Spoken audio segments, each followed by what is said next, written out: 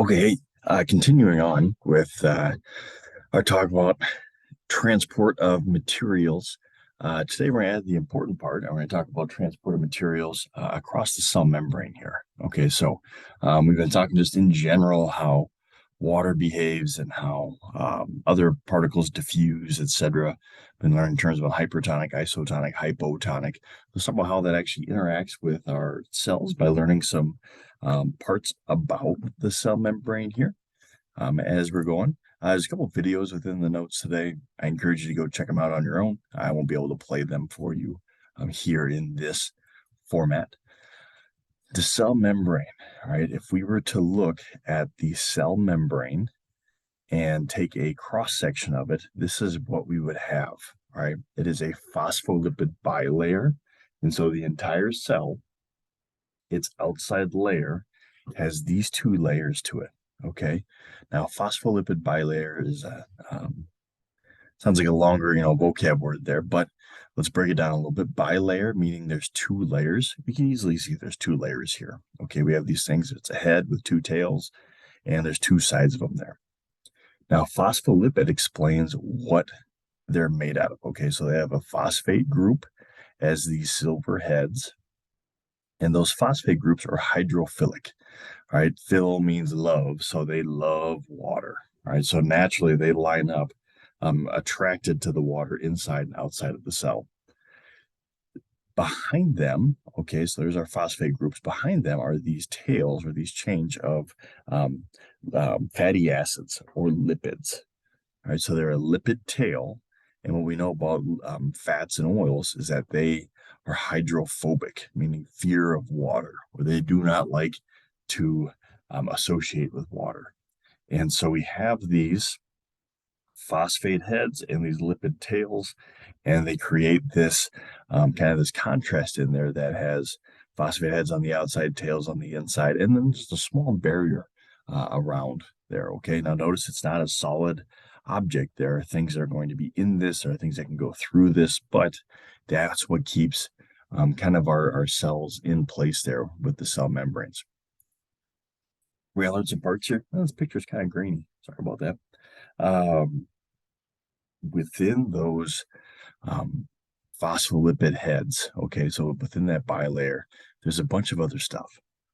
Okay, we know that there's a bunch of other stuff in there. We're going to highlight just a couple of them, and then we have a little simulation on some in there. Okay, so once again, the kind of brownish tan circles with the tails on them, that's our phospholipid bilayer. And everything else has other parts that are found in there. All right, this first one over here on the left, a receptor protein.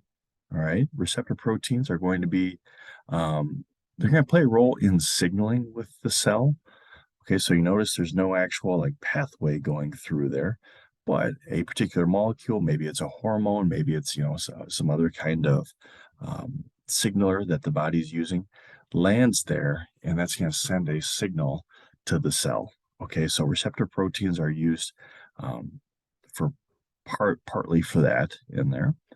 We don't talk a ton about them. The next one here, we're going to talk more about. These are channel proteins. Okay, these are what are going to make what's called ion channels. All right, so they're ion channels, and so they're pathways that ions can flow back and forth through. Remember, ions are a charged element, I guess is the way to put it. Like a sodium ion has a positive charge on it because it's already lost its electron. So here are these channel proteins, and they're always open. So very small ions can pass freely back and forth via diffusion there. All right. So there's our channel protein. Here's the exact same channel protein, but it's a gated channel protein. Okay, so it has a gate on it, so it can determine what comes in, what comes out. That's big. That's big for signaling in our nervous system and our muscular system, etc. So those channel proteins exist in there. Our next one here is our transport protein. Now, these ones are going to help very large molecules come into and out of the cell. There are things that we want inside the cell, like glucose and those other molecules that are too big to pass through. So we have to have these transport proteins that they go out and they grab onto that molecule and then pull them into the cell, or the opposite way, pull things out of the cell. Okay. Here's another look at a protein, but I like to focus on those four of proteins that we find within the cell. There's also like these carbohydrate groups. They got some steroids in there, or cholesterol in there. Excuse me. So anyway, those are different parts within the cell membrane. Let's see what I want here. I don't think I want. Let's save that for tomorrow. Okay, so that is it for the day. Just a little bit about some cellular transport there and the proteins involved, and then followed up with a simulation of a lab.